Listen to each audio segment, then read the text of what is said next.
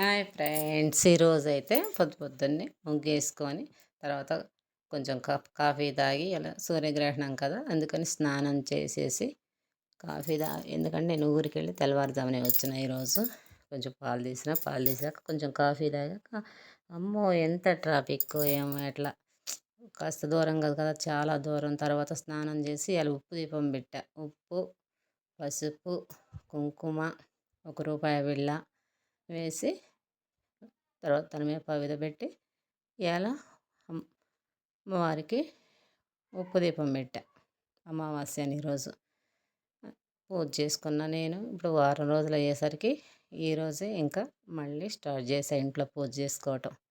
ఇంట్లో పూజ చేసుకున్నాను. ఇంకా హారతి తెచ్చుకొని పూజ చేసా. ఎందుకంటే ఊళ్ళో లేను కదా, ఇంక ఊరికి పోయి వచ్చేసా కదా, ఇంక అన్నీ శుభ్రం చేసుకునేసరికి చాలా టైం అయింది. తెల్లవారుజామునే వచ్చాను కదా, అందుకని ఇంకా పూజ చేసేసుకున్నా. ఉప్పు దీపం పెట్టి ఈరోజు అమావాస్య కదా, అందుకని ఈరోజు పితృదేవతలకు పెడితే కూడా చాలా మంచిదంట. అందుకని ఇవాళ పితృదేవతలకు కూడా పెడదామని అనుకున్నా నేను. ఎందుకంటే పెద్దవాళ్ళు కదా, వాళ్ళకు కూడా పెడితే చాలా మంచిదని చెప్పారు. మా అమ్మ వాళ్ళు చెప్తే పెడదాంలే అని అనుకున్నా. మా అత్త వాళ్ళకి, మా మామ వాళ్ళకి పితృదేవతలు అంటే ఇంకా అందరూ కదా, అందరికీ పెట్టాలని నిర్ణయించుకున్నా. ఈరోజు తెల్లవారుజామున వచ్చా.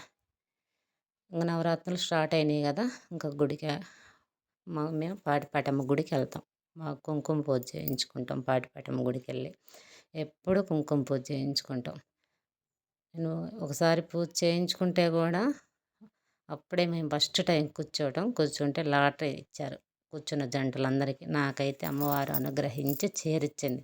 అప్పటి నుంచి నేను చాలా అమ్మవారిని ఎక్కువ కొలుచుకుంటా. తర్వాత ఇంక అన్నం వండేసి పితృదేవతలకు పెట్టాయా అంటే మా ఆయన డాబా పైకి వెళ్ళి పచ్చని ఆకులు కోసి కొంచెం నీళ్లు, అన్నము, బెల్లం ముక్క తీసుకెళ్ళి పెట్టాం.